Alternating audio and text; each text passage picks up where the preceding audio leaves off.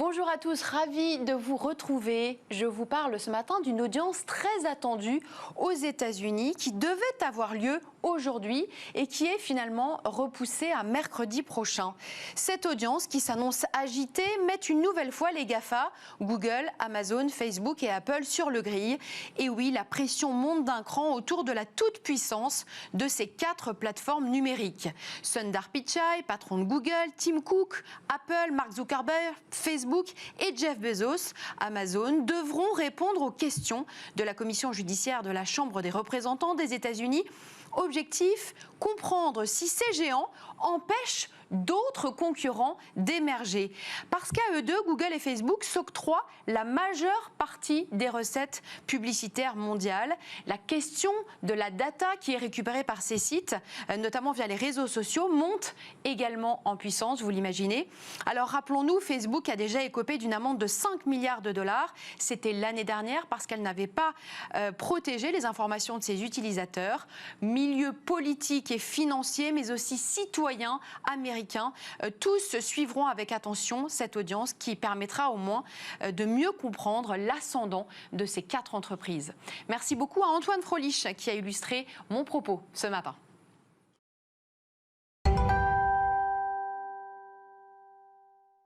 Au programme ce matin, rencontre avec la nouvelle présidente de Citizen Entrepreneur à l'heure où les startups doivent faire preuve de résilience pour résister à la crise. On parlera aussi de l'impact du Covid sur les formations médicales avec Julien Delpech, fondateur et patron d'Invivox. Et puis enfin, rentabilité des trottinettes électriques avec la startup DOT qui vient juste de remporter l'appel d'offres à Paris la semaine dernière. Mais tout de suite, les 4 chiffres du jour, c'est avec vous, Olivia Hieré-Daubray. Bonjour. Bonjour Capucine, bonjour à tous. Le plan de relance sera un plan vert. Ce sont les mots du ministre de l'économie Bruno Le Maire dans le JDD hier. 30 milliards d'euros devraient être consacrés aux investissements dans la transition écologique. Le plan de relance économique du gouvernement, doté de 100 milliards d'euros, veillera dans son ensemble à favoriser la décarbonation de l'économie. En 2019, la France a produit 11,2% du CO2 émis dans l'Union européenne, selon Eurostat. Elle est donc le 3e pays le plus émetteur avec la Pologne. Et ce plan sera présenté le 24 août en Conseil des ministres.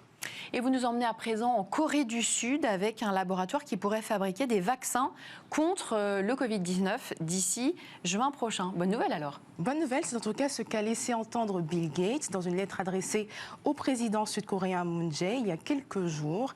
SK Bioscience, l'entreprise sud-coréenne de biotechnologie soutenue par le milliardaire, pourrait être capable de produire 200 millions de kits de vaccins contre le coronavirus d'ici juin 2021. Dans un communiqué publié hier, le bureau présidentiel à Séoul a laissé entendre que Bill Gates souhaite coopérer étroitement avec la Corée du Sud dans la lutte contre le coronavirus. Vous nous parlez aussi d'autres milliardaires qui pourraient payer davantage d'impôts et ça se passe à New York. Tout à fait, Capucine, via une taxe proposée par les démocrates qui imposerait une nouvelle forme d'impôt sur les gains en capital aux New-Yorkais possédant 1 milliard de dollars ou plus d'actifs. Les promoteurs du plan affirment qu'ils collecteront ainsi 5,5 milliards de dollars par an, une somme qui serait utilisée comme fonds d'assurance chômage pour les personnes touchées par la Covid-19. Les 119 milliardaires de New York ont vu leur fortune augmenter de 521 milliards en mars à 600 milliards de dollars aujourd'hui, alors que le marché était à son plus bas niveau pour l'année. Et on termine toujours avec les plus riches qui vous intéressent beaucoup aujourd'hui. Certains riches qui sont prêts à tout pour fuir le coronavirus, c'est ça? Oui Capucine, la prochaine fois que les riches du monde seront contraints au confinement, eh bien, ils aimeraient pouvoir s'évader sur une plage isolée et ensoleillée. Comme en Nouvelle-Zélande par exemple, l'un des rares pays à avoir éliminé la Covid-19 et ils sont prêts à payer pour ce privilège. Pour cela, ils peuvent d'ailleurs se tourner vers des programmes qui garantissent la citoyenneté ou la résidence en échange d'un investissement dans le pays d'accueil. Par exemple, pour 2 millions de dollars, ils peuvent acquérir le droit de vivre, de travailler et d'étudier en Nouvelle-Zélande. Selon Henley Partners, le plus grand cabinet de conseil en citoyenneté au monde, les demandes de renseignements ont bondi de 49% au cours des 4 derniers mois par rapport à la même période en 2019. Merci beaucoup Olivia, on vous retrouve dans quelques instants pour votre chronique et tout de suite Smart Leader.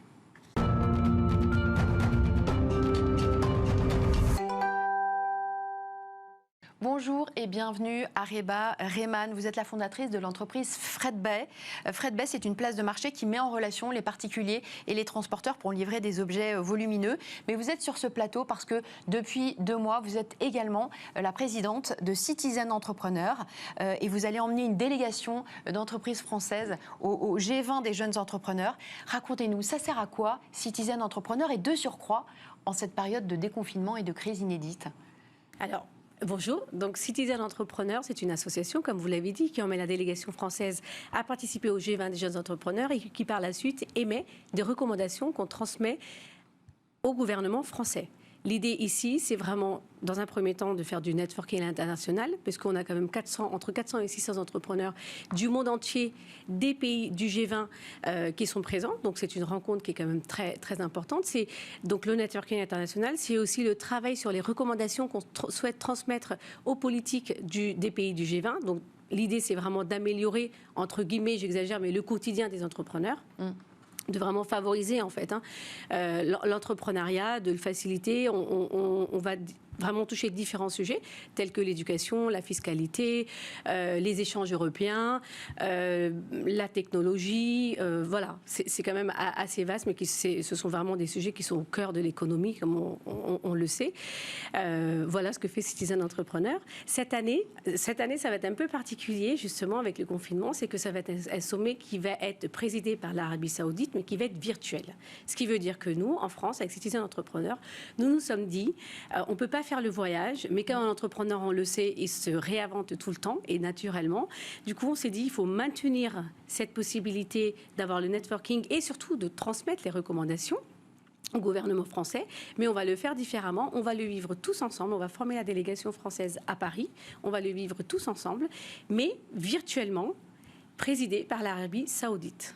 Alors l'Arabie Saoudite, on fait un petit aparté, mais l'Arabie Saoudite, il n'y a que 20% de femmes qui participent au G20 des entrepreneurs, et l'Arabie Saoudite n'est pas un pays qui est particulièrement bien placé pour respecter justement la mixité et l'égalité entre les hommes et les femmes. Ça ne vous pose pas un petit problème? Alors, justement, c'est la raison pour laquelle je pense que c'est un pays qui est intéressant pour la France. Je me suis lancé le challenge de me dire que cette année, la délégation, il faut vraiment que j'arrive à avoir la parité entre l'homme et la femme. Parce que c'est ce qui représente 20%, la France. Vous passez à 50%, c'est énorme. Et en tout cas, les 40, ça serait déjà pour moi un bel achievement. Donc ça serait bien. Mais si on est à 40 et 50%, je pense que c'est important pour justement montrer à l'Arabie Saoudite à quel point la mixité est importante, à quel point le rôle de la femme est important au sein de la société, au niveau France, mais au niveau mondial, au niveau global. Donc non, je pense qu'on a des gros challenges et que l'Arabie Saoudite a besoin d'avoir des rôles un peu modèles de pays comme la France. Bien sûr. Pour s'ouvrir l'esprit. Le challenge est immense. Oui. Comment est-ce que vous la construisez, cette délégation? Est-ce que vous avez plus de demandes que de places? J'imagine que oui. Donc il faut faire une sélection, évidemment. Comment est-ce qu'elle s'opère? Alors là, actuellement, on a fait le lancement justement des appels à candidature qui vont se clôturer le 31 août. Ça se repose essentiellement sur 3 critères. Le premier, c'est l'âge. Il faut avoir moins de 45 ans. Quoi qu'on arrive à faire quelques exceptions, il faut avoir 3 ans d'existence de l'entreprise et avoir environ, voire plus, d'1 million de chiffre d'affaires. À partir de là, c'est multisectoriel. On reçoit donc, c'est les candidatures, on reçoit les candidatures. En mois de septembre, il y a le jury. Et là, les décisions, les choix sont très débattus, très difficiles. Et c'est comme ça qu'on constitue la délégation française. Cette année, on peut aller jusqu'à entre 40 et 50 entrepreneurs qui vont former la délégation, contrairement aux années passées où on était aux alentours de 30. Est-ce que vous avez pu chiffrer l'utilité, voire l'efficacité économique d'un participant? Si une entreprise participe à ce sommet, qui fait partie de cette délégation, qu'est-ce que ça peut avoir comme impact sur la croissance de son chiffre d'affaires? Alors, c'est très variable. Moi, par exemple, lorsque j'y ai participé, parce qu'avant d'être présidente, j'y ai participé en tant qu'entrepreneur et donc fondatrice de Fred Bay. Absolument. Alors, qu'est-ce que ça a eu comme impact? Racontez-nous votre propre histoire. Voilà, justement. Moi, je n'ai pas eu d'impact sur le chiffre d'affaires parce que je n'ai pas été, j'ai envie de dire, déménager ou faire un transport France-Chine, par exemple, puisque j'ai fait la délégation, le voyage en Chine.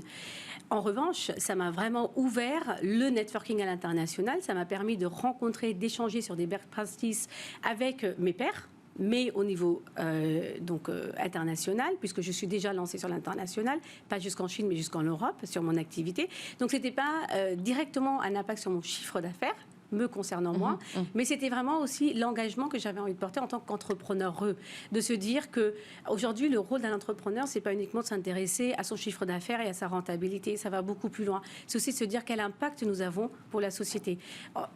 Quelle responsabilité j'ai envers mes salariés, mon équipe et donc la société.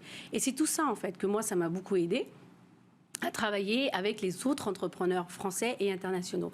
En revanche, il y a d'autres entreprises qui, elles, par exemple Domalis, je vais citer Domalis, qui a participé à 2 G20 avec nous et qui lui a permis, par exemple l'année dernière, de le faire le G20 du Japon, de Fukuoka, qui lui a permis auquel par vous la avez suite, participé également. j'ai participé en tant que Sherpa, et eux, ça leur a permis d'ouvrir un bureau là-bas, sur place, au Japon. Donc d'avoir des contacts institutionnels, d'avoir des contacts d'entrepreneurs et donc d'ouvrir un bureau là-bas sur place.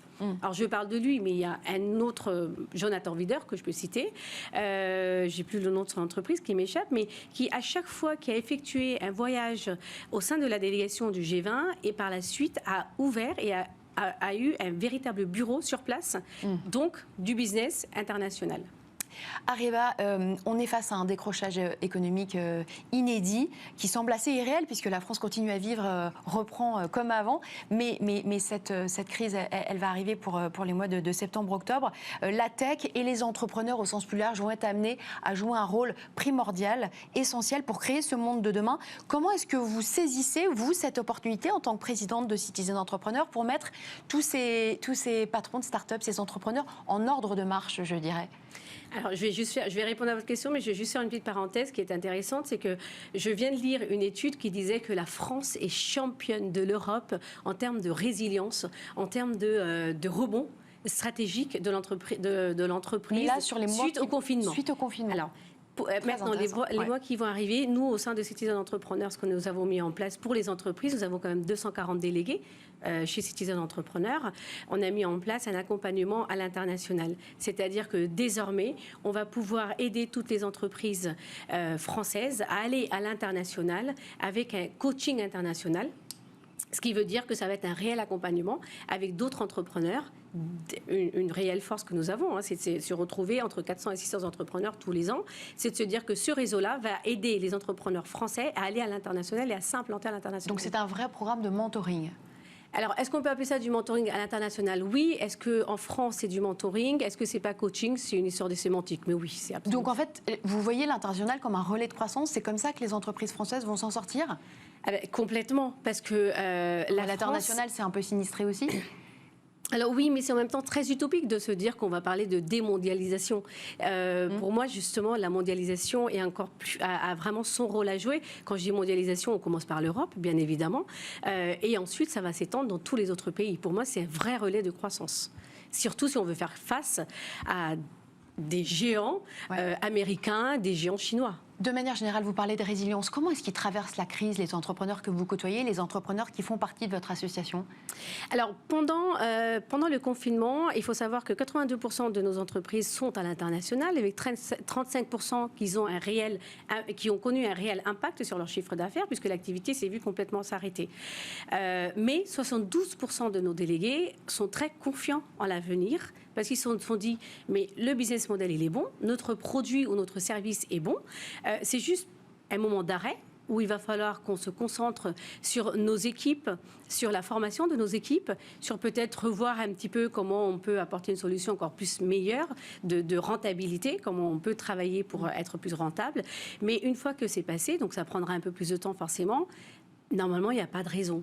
Donc, encore une fois, c'est quelque part la détermination de l'entrepreneur et l'entrepreneureux en général, qui est importante. C'est là où il faut vraiment preuve de résilience, que de se dire que c'est un moment de pause dans notre business, on va se recentrer sur tous les autres aspects, peut-être administratifs, produits, où on n'a pas le temps toujours de le faire. Et finalement, ça va repartir peut-être d'ici fin de mois, début de ce trimestre 2021. 2021. En tout cas, on l'espère. De quoi est-ce qu'il manque les entrepreneurs que vous côtoyez aujourd'hui? Qu'est-ce qui émerge selon vous? Et est-ce que vous travaillez avec d'autres organismes? Je pense à Business France par exemple, quand vous parlez d'international. Est-ce que vous serrez les coudes et avec d'autres organismes, d'autres écosystèmes également d'entrepreneurs?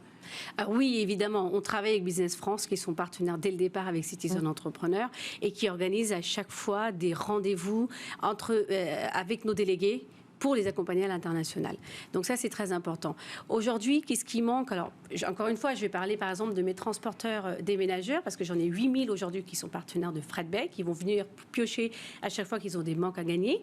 Parce que Fredbay, c'est quoi? C'est vraiment une plateforme qui va vous mettre en relation avec des déménageurs professionnels en favorisant le remplissage de leurs camions à vide. Eux, ils ont été drôlement impactés par la crise. 70% des entreprises de transport et de déménagement se sont vues complètement à l'arrêt. C'est des petites entreprises, des petites TPE, des petites PME.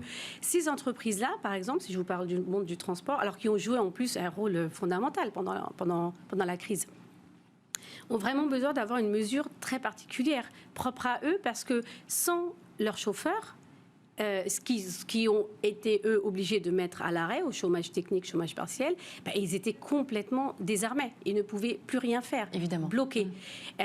Donc, j'ai envie de dire que les mesures aujourd'hui que nous a apportées le gouvernement, c'est très bien, elles sont extraordinaires, mais il faut peut-être les travailler de façon beaucoup plus sectorielle. De plus sectoriel. Alors justement, vous parlez de Fredbay, je voudrais qu'on dise juste un mot de votre parcours. Vous étiez enseignante dans l'éducation nationale, vous dirigez aujourd'hui cette entreprise, vous avez créé deux start-up, deux PME.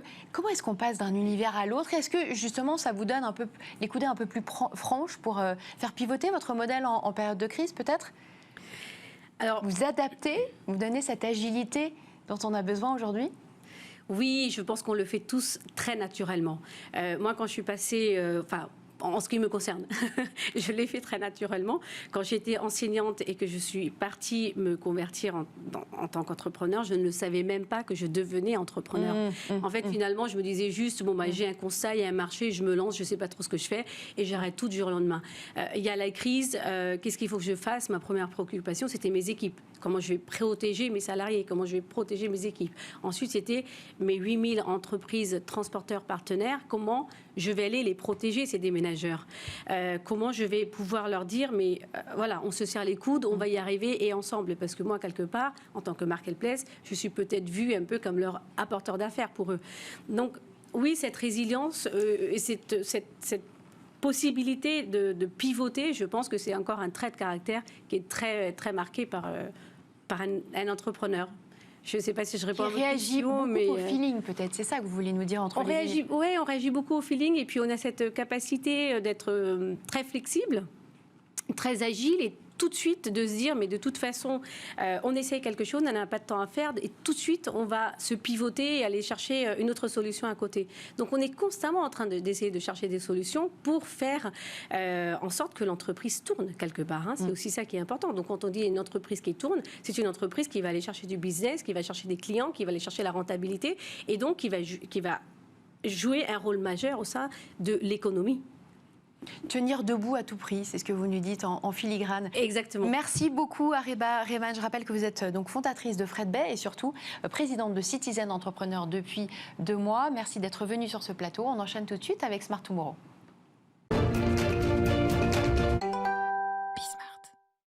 Smart Tomorrow avec Olivia Hierret-Daubray. Olivia, vous nous parlez aujourd'hui d'une invention de la NASA pour éviter un geste que l'on fait malheureusement à diverses reprises tous les jours et qui facilite la propagation du Covid-19. Tout à fait, Capucine. Un geste qu'on effectue jusqu'à 3000 fois dans la journée, se toucher le visage avec les mains. Or, comme vous le savez, le nez, les yeux et la bouche sont des portes d'entrée pour le coronavirus.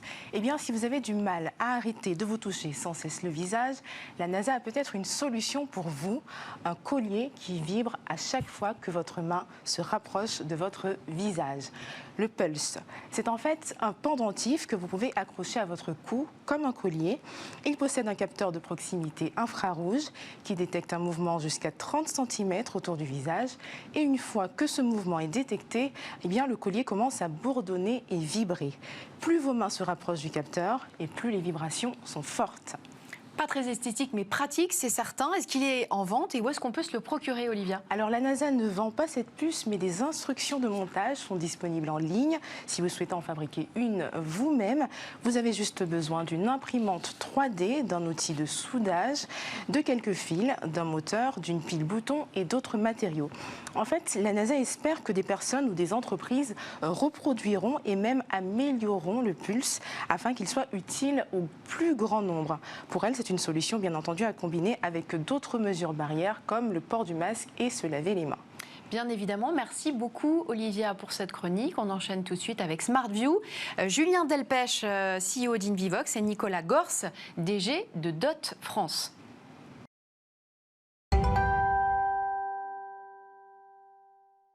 Julien Delpech, fondateur d'Invivox, bonjour et bienvenue. Nicolas Gors, vous êtes le directeur général de DOT France. Bonjour et bienvenue, merci d'être sur ce plateau. On commence par vous, Julien. Créer des courroies de transmission entre les médecins, les docteurs du monde entier, former les professionnels de santé, c'est un petit peu la raison d'être de votre start-up. Invivox, qui a été créé il y a 4 ans, c'est ça, 2016, exact, qui est basé à Bordeaux. Il y a une trentaine de salariés aujourd'hui. Le capital détenu par... Alors, le capital est détenu aujourd'hui en partie par le fonds Patient Autonome de BPI France. BPI. Et Isaïe Gestion, le fonds des entrepreneurs. Alors, vous n'êtes pas médecin, mais entrepreneur. Comment est-ce que cette idée est devenue une évidence et comment expliquez-vous qu'elle ait séduit autant d'investisseurs? Alors, je pense que ce qui est toujours intéressant dans une idée, c'est quand elle répond à un besoin. Et moi, je n'étais pas parti pour créer une société. Ce n'était pas forcément mon intention. Et puis en travaillant avec les médecins, parce que ça fait une vingtaine d'années que je travaille avec des médecins un peu partout dans le monde, je me suis rendu compte à un moment qu'il y avait un besoin extraordinaire des médecins pour ce qu'on appelle le compagnonnage médical. Le compagnonnage, c'est un mot extraordinaire, c'est la transmission médicale, ça existe, c'est le plus vieux métier du monde, encore plus vieux que celui que vous imaginez. Mais qui n'avait pas encore été adapté au milieu médical. Exactement, exactement. Le compagnonnage, les médecins disent, c'est ce qu'on plébiscite, d'avoir l'occasion d'aller passer 3 jours chez un confrère, dans son bloc opératoire, de découvrir sa technique. Et il disait paradoxalement, c'est compliqué à organiser le compagnonnage. Donc en fait, on a créé une plateforme, on a inversé le paradigme, et on a dit aux experts, donnez-nous des jours où vous êtes disponibles, donnez-nous le thème, donnez-nous éventuellement un montant, ça peut être gratuit, ça peut être payant. Et à partir de là, nous, sur la plateforme, on va informer les médecins du monde entier qui peuvent aujourd'hui venir se former à Paris ou aller se former à Tokyo s'ils le veulent. Donc je vais traduire, je suis un médecin indien qui habite à Bombay, je peux venir me former dans un hôpital américain grâce à vous. Exactement. Et donc j'assiste pendant plusieurs jours à des opérations chirurgicales qui me permettent de récupérer des compétences que je vais ensuite rapporter dans mon pays. C'est le principe du compagnonnage, de la transmission médicale, du partage d'expériences. Mais ce n'est pas pour autant, Julien Delpech, votre business model, puisque vous travaillez beaucoup avec les hôpitaux et surtout les laboratoires depuis quelques années. Alors, suite à la Covid-19, on a... Alors faisons d'abord avant Covid-19.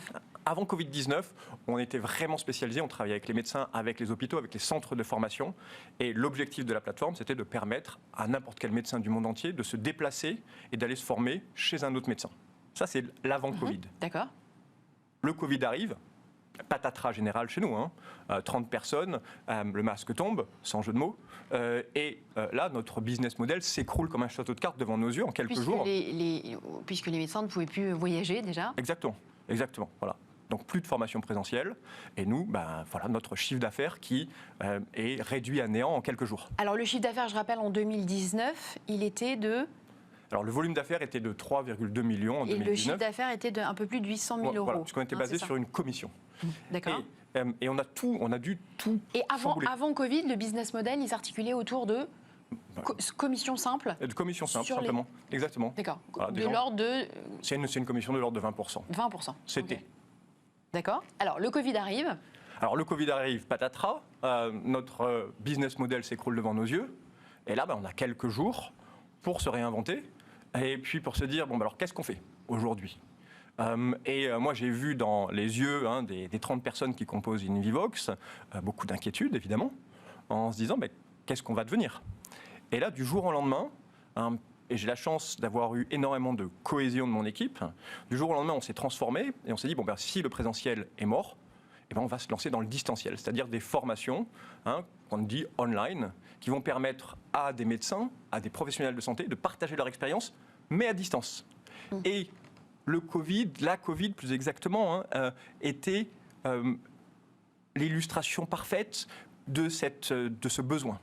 C'est-à-dire, par exemple, je vais prendre l'exemple d'un obstétricien italien qui avait de l'avance sur ses confrères français, puisque la pandémie s'est répandue d'abord en Italie, de dire voilà comment on gère, nous, des femmes qui sont Covid+, voilà comment on gère leur accouchement, voilà comment on protège le bébé, la maman, comment on protège les personnels soignants, et comment on partage ça maintenant avec nos confrères français du monde entier. Et c'est pour ça qu'on a lancé en fait un système de webinaire, on a lancé des classes virtuelles qui permettaient à tout le monde de partager ça. Alors Nicolas souhaite intervenir, on lui donne la parole. Et donc dans le contexte justement de la Covid, comment vous avez fait pour diffuser justement le fait que cette plateforme était disponible sans pouvoir justement aller en présentiel faire la promotion dans les pays? Alors merci Nicolas. Ouais. Alors premièrement, déjà on était déjà organisé. On a une équipe qui est responsable en fait de la dissémination digitale, toute l'équipe à Bordeaux, et c'est le bonheur du numérique, on n'a pas besoin d'avoir des équipes partout dans le monde. À partir d'un seul endroit, on peut disséminer une formation vers le monde entier. Et donc on était déjà prêts. On avait les bases de données, on avait la méthodologie, et finalement c'est juste le format qu'on a changé en se disant vous n'allez plus vous rendre chez un confrère. Vous allez appuyer sur un bouton magique qui va lancer un webinaire et puis vous allez être en direct avec un médecin italien, avec un médecin allemand, peu importe. Et c'est comme ça en fait qu'on a pu se réinventer. Et aussi parce que, je vous le disais, il y a eu une très très forte cohésion de l'équipe Invivox. On était tous dans le bus ensemble et puis on s'est rendu compte qu'il fallait réinventer, il fallait changer de route. Et quand vous dites réinventer, ça c'est valable pour vous. J'imagine que vous avez aussi des conséquences de cette crise et du Covid. Quand on dit réinventer, concrètement comment ça se passe? Vous vous mettez autour d'une table, vous pouvez même pas.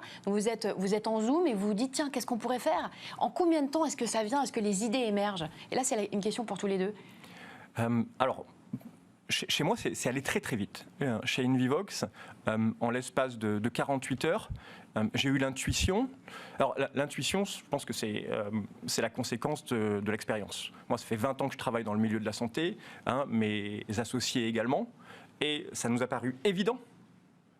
Et que en tant que capitaine du bateau, on devait changer complètement le business model. Et on a dit, voilà, maintenant, ce qui va fonctionner, ça va être la formation à distance, ça va être les webinaires. Et là, toute l'équipe, justement, a fait corps, et en se disant, maintenant, on se lance là-dedans. L'équipe technique a changé le modèle, quasiment un week-end, pour pouvoir proposer aux professionnels de santé ce nouveau modèle.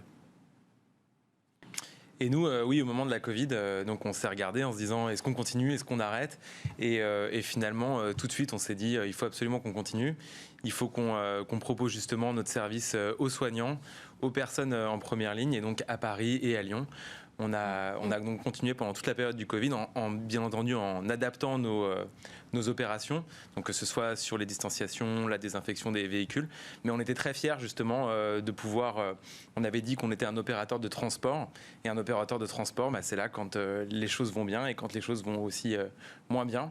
Et donc, on a continué pendant toute la période. Alors, je vais vous présenter, parce que finalement, vous êtes là, mais on n'a pas vraiment compris ce que vous faisiez. Donc, vous êtes le directeur général de DOT. DOT, ce sont les trottinettes électriques parisiennes. Et vous faites partie des 3 seules entreprises sur les 16 qui avaient postulé à avoir le droit de faire rouler vos trottinettes en plein Paris. Alors, avec la start-up californienne Lime et l'allemand, c'est ça, Oui. TIR, c'est ça. Exactement. Donc, vous avez remporté cet appel d'offres la semaine dernière. Tout à fait. C'est tout jeune. Donc 3 sur 16, ça veut dire qu'il y en a beaucoup qui vont devoir plier bagages. Je vois, vous avez l'air très heureux. Oui, c'est...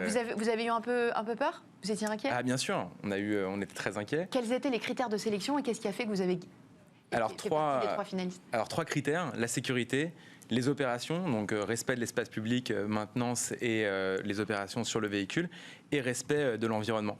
Ça récompense vraiment le système DOT. Nous, depuis le départ, on est un opérateur de mobilité, on n'est pas une plateforme numérique. On opère avec des gens en interne, depuis nos propres entrepôts, avec de l'énergie renouvelable. Depuis le début, on répare tout, on recycle tout. Et donc, c'est vraiment le système DOT qui a... Donc vous êtes en train de nous dire que toutes les entreprises de trottinettes ne sont pas sur un pied d'égalité en matière de responsabilité environnementale? Alors, tout à fait. Pas du tout. On a l'impression, en tant que consommateur, qu'elles se ressemblent toutes et qu'elles font toutes la même chose. Non, mais pas du tout. Alors, il y a plusieurs différences. La première, c'est le véhicule. Donc, nous, on a conçu un véhicule directement qui était conçue pour la sécurité et pour le partage. Notre première génération de véhicules, elle roule toujours en Italie, en Pologne, elle est toujours en opération. Ensuite, on n'a jamais fait appel à des auto-entrepreneurs ou de juiceurs. Ça a toujours été en interne depuis nos entrepôts. Et depuis la première fois, on parlait souvent de la vie des trottinettes. On disait qu'elle dure très peu de temps. En fait, une trottinette, c'est comme n'importe quel véhicule. À un moment, il y a une pièce qui casse et on s'est organisé dès le départ pour être en mesure de tout réparer et les pièces défaillantes, de les recycler. Le marché parisien, qu'est-ce que ça représente en termes de part de marché pour votre start-up ? Alors pour nous, c'est un marché très important, c'est à peu près un tiers de nos opérations. 33%. Mais c'est surtout c'est la capitale aujourd'hui de la micromobilité, c'est le plus gros marché pour les trottinettes électriques dans le monde. Dans le monde. Ouais, oui, donc c'est pour ça que c'était très important pour Lime également de gagner cet appel d'offres. Voilà, c'est vrai qu'il y a un grand nombre de Parisiens qui n'ont pas... Donc on peut dire quand même, pour une fois, on peut se féliciter et dire qu'on est en avance sur les autres en termes de mobilité urbaine, vélo et trottinette. Exactement. Alors là, vous n'allez avoir droit qu'à 5000 engins chacun. Ça veut dire qu'il n'y aura plus que 15 000 trottinettes qui vont être mises à disposition, ce qui est beaucoup moins ce qu'il y avait avant. Alors c'est à peu près, c'est un peu plus que ce qu'il y a aujourd'hui. C'était moins que ce qu'il y avait avant. Vous avez raison. Parce qu'il y a un moment où il y avait une espèce de jungle. Il y a eu 12 opérateurs à un moment qui ont déployé à Paris. Aujourd'hui, on estime qu'il y a à peu près 12 000 trottinettes à Paris. Il y en aura 15 000. Et elles seront opérées uniquement depuis les places de micromobilité. Il y a 2500 places qui ont été créées par la mairie de Paris. Là encore, première mondiale. C'est vraiment la seule ville dans laquelle l'espace public a été organisé de cette manière. Donc encore une fois, une grande fierté. Et donc, ce sera opérationnel en septembre. Alors, parlez-nous un petit peu du business model de DOT. Comment est-ce qu'il s'articule ? Vous payez une redevance pour chaque trottinette, c'est ça ? Alors, on paye une redevance, en fait, pour occuper les places de trottinettes qui ont été construites à Paris. Donc, c'est une redevance qui oscille entre 40 et 60 euros. Il y a plusieurs tranches, en fait. Par an. Okay. Tout à fait. Ensuite, on a les cotisations aux éco-organismes aussi pour la partie recyclage. Et donc, le business model, c'est d'exploiter la location à la minute d'une trottinette électrique dans Paris. Et ça rapporte combien une trottinette par jour, par mois et par année ? Alors, en tous les cas, ça rapporte. La réponse est compliquée à articuler, mais en gros, une trottinette entre deux changements de batterie, ça fait à peu près une dizaine de trajets. Voilà, un trajet, c'est à peu près 3 euros. Et donc, aujourd'hui, on est rentable en payant. La clé, c'est d'être rentable en payant le véhicule, donc vraiment EBIT, donc marge nette. Et aujourd'hui, c'est le cas de DOT dans les 13 villes qu'on exploite. Donc, vous êtes présent On est présent en France, en Italie, en Allemagne, en Belgique et en Pologne. Donc, vraiment, on est un vrai acteur européen. Alors, on a abordé ce thème de la rentabilité qui est essentiel. Il y a une étude du BCG qui date un peu de plusieurs mois, plusieurs années, qui avait fait grand bruit à l'époque et qui disait qu'une trottinette électrique ne pouvait pas être rentable parce que sa durée de vie n'était que de 3 mois. Donc ça, c'était il y a 2-3 ans ? Donc les premières trottinettes à Paris, c'est juillet 2018. Juillet 2018. Et l'étude du BCG, donc ça fait 2 ans. Et c'est à peu près ça. Donc à l'époque, elle ne durait que 3 mois, parce qu'il y avait beaucoup de casses. Et il fallait 4 mois pour amortir le coût d'acquisition. Vous avez du coup travaillé, évidemment, la robustesse de vos engins. Où est-ce que vous en êtes en termes de rentabilité par trottinette ? C'est ça qui est important. Alors aujourd'hui, donc nous, on n'a pas fait cette première génération de trottinettes qui durait très peu de temps. La première génération qui a été lancée à Paris en mars 2019 est toujours sur la route. Donc on parlait de 4 mois, là ça fait 18 mois qu'elle est toujours en circulation. Et donc on est à peu près sur ces ordres d'idées entre 4 et 6 mois pour vraiment rentabiliser le véhicule, sachant que l'investissement est un peu supérieur à ce qui avait été donné dans l'étude BCG. Mais la clé en fait, c'est vraiment d'avoir de la demande, d'être capable de réparer et d'opérer son véhicule de manière efficiente. Et surtout, nous, c'est le fait d'avoir les équipes en interne, donc d'avoir beaucoup misé sur l'implication des équipes. Aujourd'hui, tout le personnel de DOT est actionnaire, du manutentionnaire au responsable de production. Et donc, c'est vraiment le système DOT qui permet cette rentabilité. Alors la réparation, vous parlez de réparation. Est-ce que déjà il y a plus de casses que dans d'autres villes ? Comment se comportent les Parisiens ? Pas très bien, je crois. Et beaucoup mieux que ce qu'on croit. Beaucoup mieux que ce qu'on croit. Mais Ouais. décidément, c'est Oui, il y a la plein matinale d'idées- des bonnes Il y nouvelles. a plein d'idées reçues sur les trottinettes et qui en fait sont fausses. Donc la partie, donc une trottinette là, ça dure longtemps. Le vandalisme à Paris, certes, était élevé en 2019. Il est largement moins élevé aujourd'hui. Peut-être aussi parce que les trottinettes sont mieux garées, que les engins sont plus robustes et qu'ils ont été pensés justement pour être à l'épreuve de la ville. Et donc aujourd'hui, on a à peu près 1% de la flotte qui revient chaque jour dans notre entrepôt et on fait à peu près 1000 contrôles qualité chaque jour pour s'assurer que le véhicule est bien fonctionnel. Avant de donner la parole à Julien, il y a des marques, des entreprises de vélos qui ont mis des capteurs sur les vélos. Je pense à une entreprise qui s'appelle Zouv pour justement connaître en temps réel l'état des vélos et pouvoir les réparer le plus vite possible. Est-ce que c'est votre cas ? Oui, c'est notre cas. Après, on a donc Zouv, cette dernière génération est vraiment allée très loin. Et c'est d'ailleurs une entreprise très inspirante pour nous aussi. Oui, donc vous vous inspirez beaucoup de ce que font les autres. Je pense c'est une industrie qui croît très rapidement. On va d'ailleurs sortir notre vélo nous très prochainement. Il est en conception depuis la fin 2018. Il a été vraiment conçu par les équipes DOT et aujourd'hui il a passé tous les tests de durabilité, donc on est très enthousiaste et on est très excité au fait qu'on va bientôt pouvoir le sortir. D'accord. Et en effet, on a plein de capteurs, que ce soit sur le châssis, sur la partie accélération et télématique. Julien Delpech. Non, j'avais une question. Vous aviez parlé d'un chiffre tout à l'heure, là, de 30 milliards d'euros qui sont consacrés par la France à l'économie verte et notamment à la décarbonisation de l'économie. C'est un chiffre qui a été annoncé hier par Bruno Le Maire. Est-ce que les trottinettes participent à la décarbonisation de l'économie ? Je le pense sincèrement. Je pense que c'est un mode de transport aujourd'hui qui... Donc certes, il faut qu'on s'améliore encore sur l'environnement, mais aujourd'hui, 100% de nos engins sont chargés aux énergies renouvelables. On travaille à compenser, on a compensé en 2019 l'intégralité de nos émissions. Et aujourd'hui, c'est un moyen surtout qui est dimensionné pour le trajet. Voilà, c'est pour des trajets de moins de 5 km. Et ça a un espace, en tous les cas, et une taille qui est proportionnée à ce trajet. Donc je crois profondément que ça participe à la décarbonisation. On a parlé tout à l'heure de la concurrence et notamment de celle de Lime, donc cette start-up californienne qui fait beaucoup parler d'elle. Leader mondial du secteur, Lime. Comment est-ce que vous marquez votre différence ? Est-ce que vous vous inspirez ? Est-ce que vous êtes tout le temps Est-ce que vous regardez en permanence ce qu'ils font ? Et comment est-ce que vous marquez votre différence ? Alors on est assez différent donc de Lime. Nous, on a une approche qui a été très progressive. Aujourd'hui, on est dans 13 villes. C'est beaucoup moins que nos concurrents, puisqu'à chaque fois qu'on arrive dans une ville, on prend un entrepôt, on a nos équipes en interne, on n'a jamais été une plateforme qui met en lien en fait avec des auto-entrepreneurs. Donc vraiment, on est un opérateur de mobilité, pas une plateforme. Le fait aussi qu'on ait toujours tout fait en interne et surtout qu'on ait commencé dès le départ par le bon véhicule et les bonnes opérations. Donc finalement, vous ne vous inspirez pas du tout de ce Non. Ça pourrait être un cas d'école, mais ça ne l'est pas du tout Non. pour vous. Dernière question, vous vous présentez comme une entreprise européenne alors que les fondateurs et vous êtes français. Pourquoi ?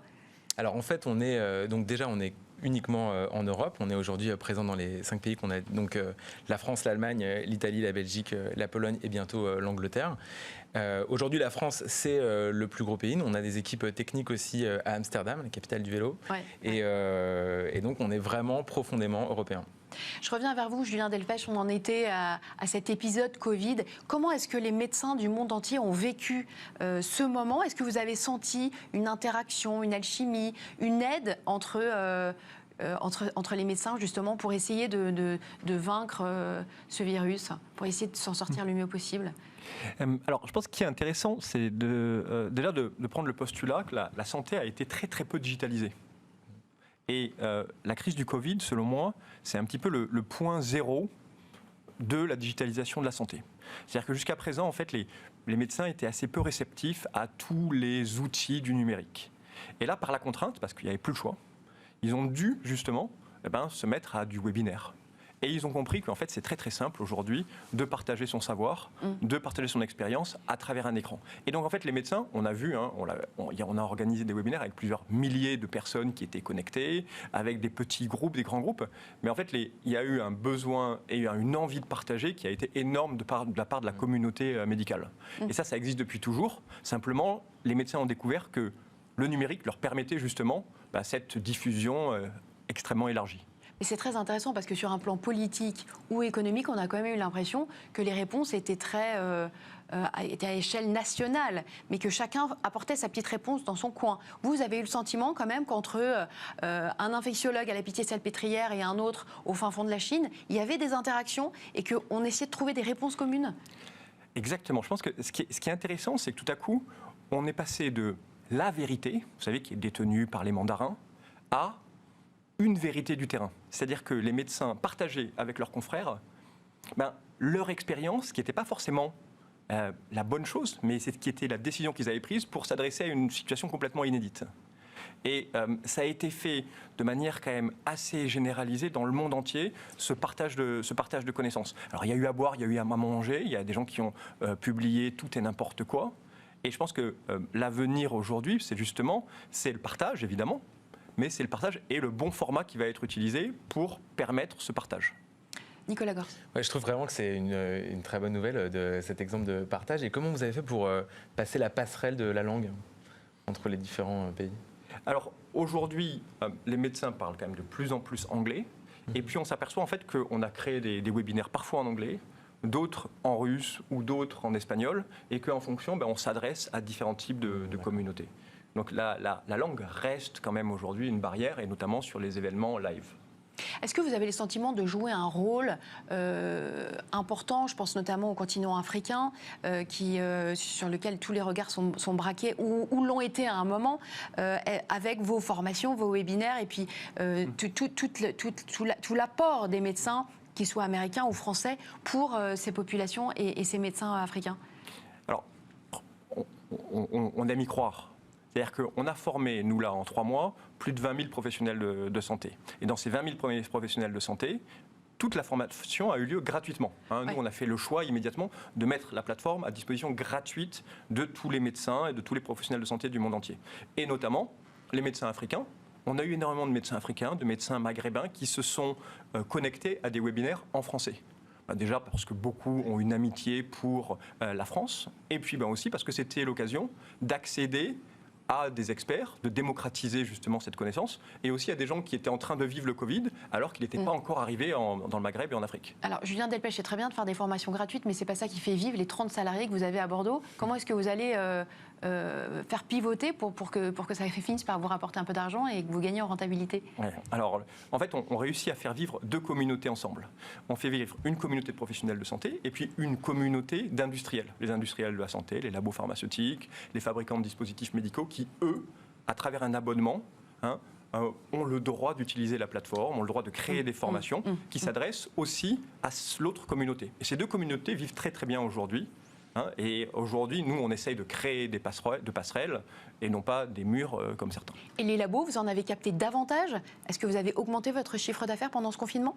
Alors, on a... Grâce à l'autre levier ? Absolument, absolument. En fait, les projecteurs qui ont été braqués sur nous parce que on formait tous les jours plusieurs milliers de personnes, ça a attiré évidemment les laboratoires qui sont venus nous dire comment est-ce qu'on peut utiliser votre solution pour nous aussi proposer des formations. Donc en fait, on a récupéré un très très grand nombre de clients. On n'a jamais récupéré autant de clients en fait.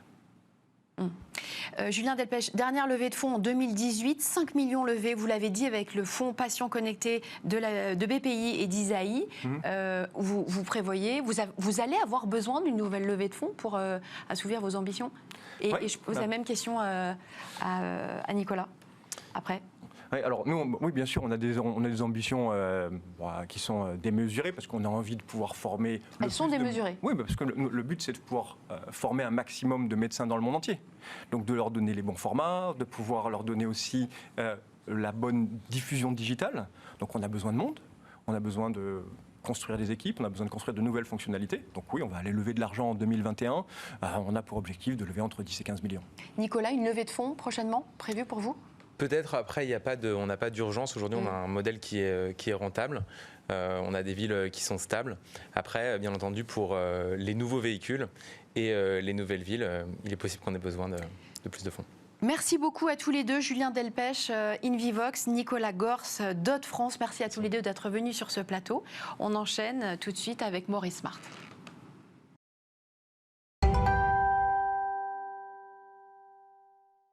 Erika Lenohan, bonjour. Vous êtes la présidente de Daman Frères, une entreprise qui est spécialisée dans la vente de thé depuis une bonne centaine d'années, depuis un peu moins de 100 ans, qui a évidemment pris malheureusement la crise de plein fouet, puisque la France fait 80% de votre chiffre d'affaires.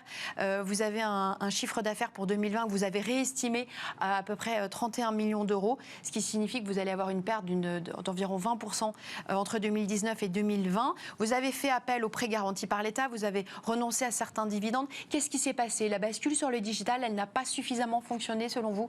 Elle a très bien fonctionné, mais elle ne peut pas remplacer tout le reste de l'activité, puisque quand vous avez des clients qui pèsent, comme les cafés, hôtels, restaurants, qui du jour au lendemain sont obligés de fermer, toute cette partie-là... Les cafés, hôtels, restaurants, je me permets de préciser que c'est 34% de vos ventes. Oui, donc vous avez les cafés, hôtels, restaurants, mais vous avez aussi toute l'activité export.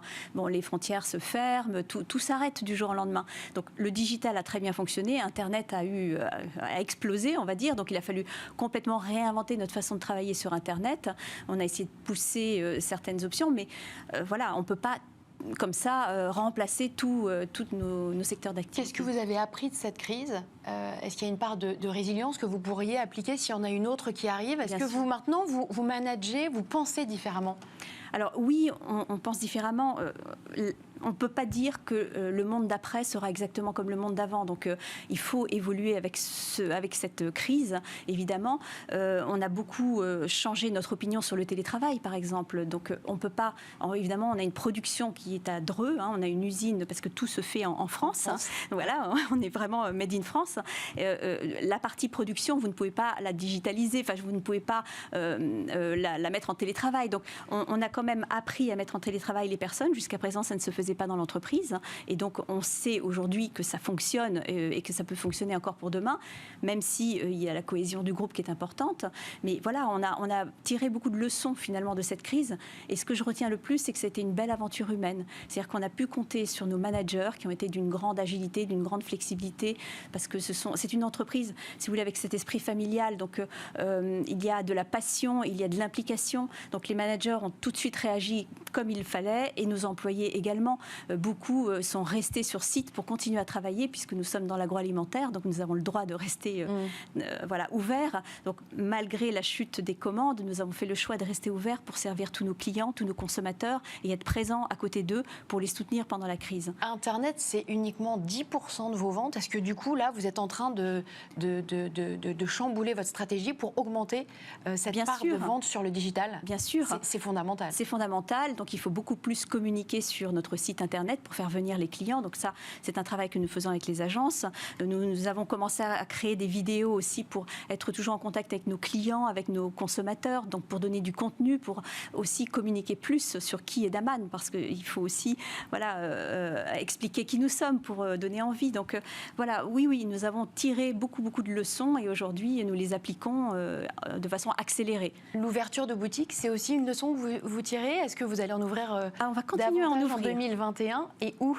Alors, on va continuer à ouvrir les boutiques parce que ce sont les temples, ce sont les ambassades de la marque Daman. Donc oui, nous étions déjà sur notre lancée.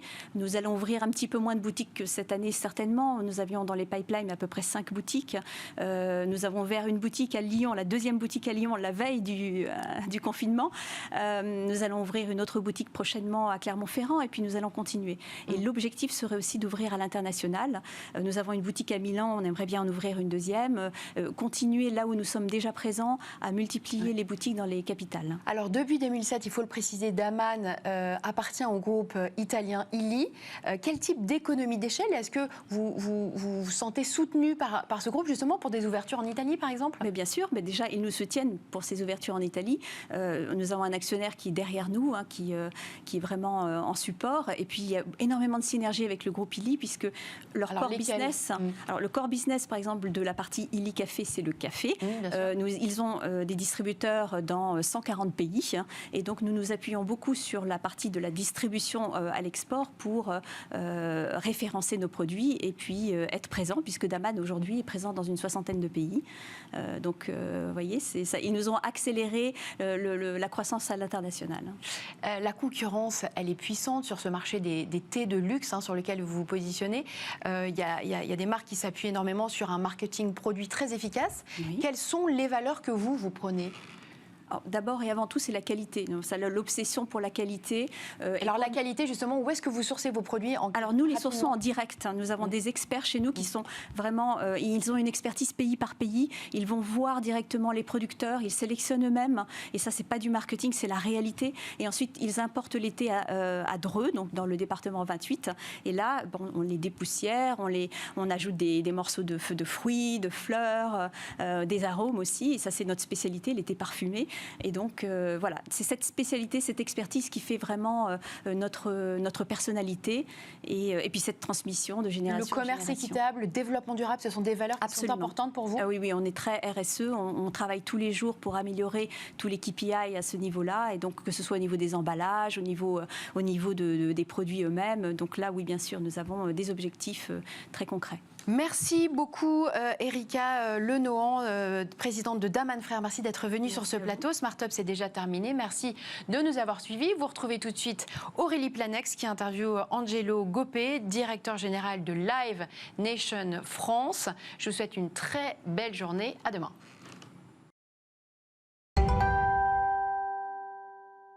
Et oui, Capucine, je recevais sur le plateau de Bismart l'émission Angelo Gopé, c'est le directeur général de Live Nation France. Et il nous a parlé de l'été sans festival qui se profile et surtout des besoins du monde du festival pour pouvoir continuer à survivre. On va vivre un été sans festival parce qu'on voit très bien ce qui se passe à l'heure actuelle et les reprises de clusters dans le lieu de villégiature. Il faut pour ma part se concentrer sur un véritable plan de sauvegarde et de reprise et pas vouloir anticiper trop rapidement des choses alors qu'on sait que les autorités locales et par ailleurs les préfets ont l'autorité de faire ou de ne pas faire des festivals, et on voit à l'heure actuelle que beaucoup d'événements sont annulés, et je pense qu'il faut, si on concentre nos forces à l'heure actuelle, il faut qu'on la concentre sur la sauvegarde et une reprise qui soit pérenne et qui soit saine. Mais surtout que souvent derrière les festivals, il y a des petites structures aussi. Donc qui sont de fait peut-être plus fragiles que des grands groupes comme le vôtre ? Mais je pense qu'il n'y a pas de grands groupes et tout ça. Je pense que s'il n'y a pas de reprise, tout le monde va être fragile. Parce que quand on vit que de ça, quand on travaille que là-dedans, qu'on soit une petite ou une grande entreprise, ce sont nos salariés, nos entreprises qui sont en danger. Et je pense qu'on doit penser à ces structures parce qu'aujourd'hui, on le voit au travers du Prodis, 62% des entreprises font moins d'1 million d'euros de chiffre d'affaires par an.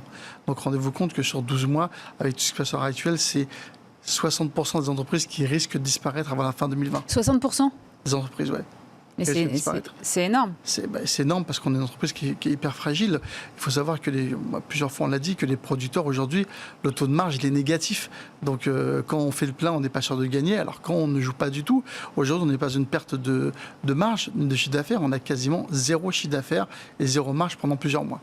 Qu'est-ce qui est le plus fragilisé aujourd'hui ? C'est les producteurs, c'est les intermittents, c'est les artistes, ou c'est l'ensemble de l'écosystème qui finalement ne sait pas où il va aller ? Je pense que c'est l'ensemble de l'écosystème. Aujourd'hui, il n'y a pas d'avoir les artistes ou les intermittents, c'est l'ensemble du système. Parce que si demain les producteurs sont fragilisés, quand tout va repartir, il n'y aura plus personne pour remettre la machine en route.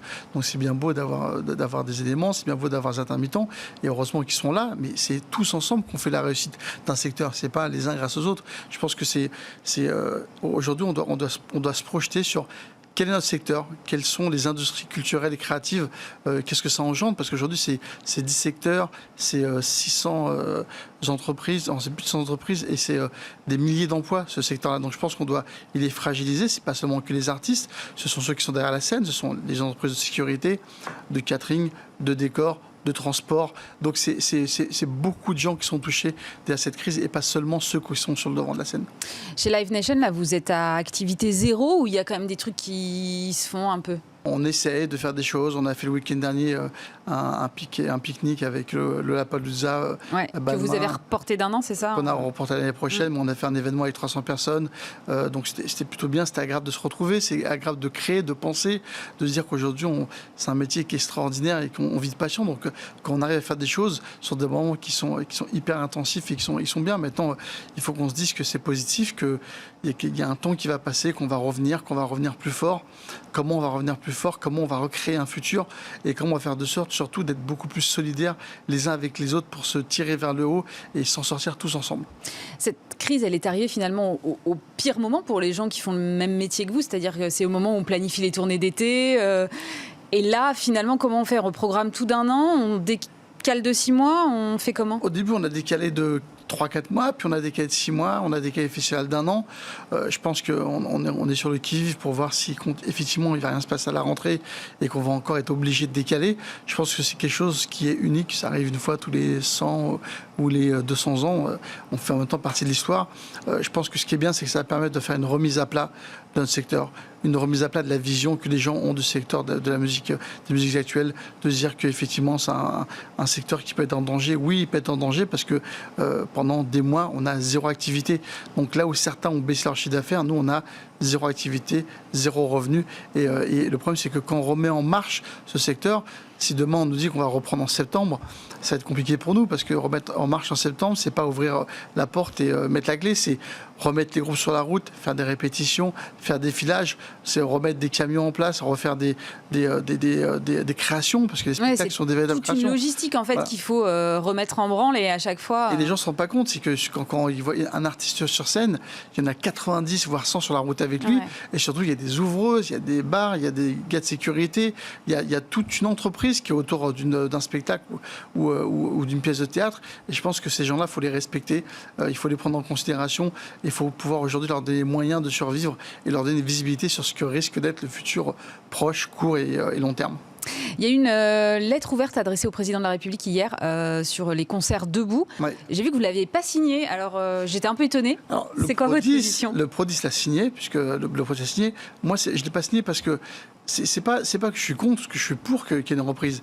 Mais je pense qu'à l'heure actuelle, on ne peut pas mener plusieurs combats de front. Donc moi, à l'heure actuelle, mon combat, il est vraiment de se dire... Quel est le plan de sauvegarde qu'on va avoir de la part du gouvernement? Quel est le plan de sauvegarde pour les entreprises? Est-ce qu'on aura un chômage partiel qui va aller jusqu'à la fin 21? Parce que nos entreprises vont être touchées jusqu'à la fin 21. Est-ce qu'on va avoir une exonération des charges, comme c'était le cas pendant 4 mois, qui vont aller jusqu'à la fin de l'année? Parce que nos entreprises sont en danger. Donc je pense qu'il y a des gens qui mènent un combat, qui est celui de la proximité, qu'ils ont mis en place. Et moi, je pense qu'il faut qu'on arrive à mener un combat de long terme, parce que, je le dis, c'est 60% des entreprises qui risquent de reprendre. Et même si demain, on nous autorise à reprendre debout, comment alors reprendre debout? Dans quelle vision? Dans quelles mesures sanitaires? Est-ce que les spectateurs vont revenir tout de suite vers les salles de spectacle? On le voit qu'aujourd'hui, il y a des événements qui se font où les gens viennent. Mais je pense qu'un spectateur, c'est de 5 à 65 ans. Ce n'est pas qu'une frange de la population. Donc je pense que si on veut un secteur qui rebondit, un secteur qui repart, il faut qu'on pense à tout le monde et qu'on soit le plus vigilant possible pour faire une reprise qui soit la plus large et pour moi, la plus concrète.